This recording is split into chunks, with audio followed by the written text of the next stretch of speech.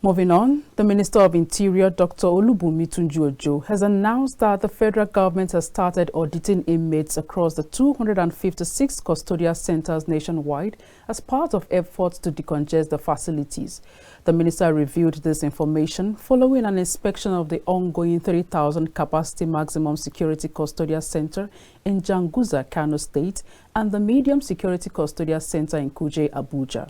During the inspection, Dr. Tunji-Ojo stated the audit is ongoing and we are intervening based on the result of a prior facility audit.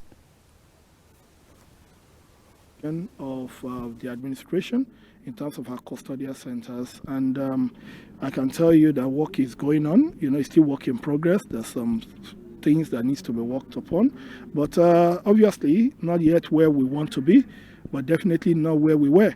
So it's work in progress basically. And here in Kuje, this is just one out of so many correctional centers that we're renovating at the moment.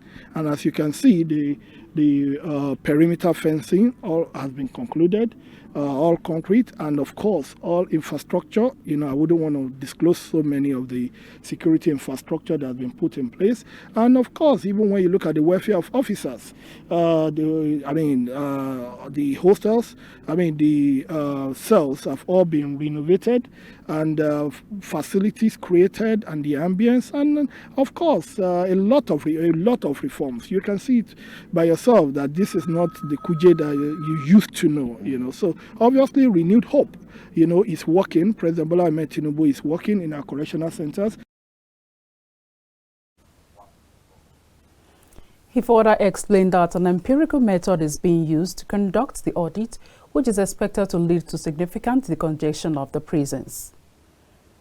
We did facility audits earlier, and we can see that as a result of the facility audit is how we're intervening. So we are very empirical, we're very scientific in our approach. We don't just throw solutions, to problems that are unknown. We discover the problem, we know the root cause of issues, then we find solutions to these issues.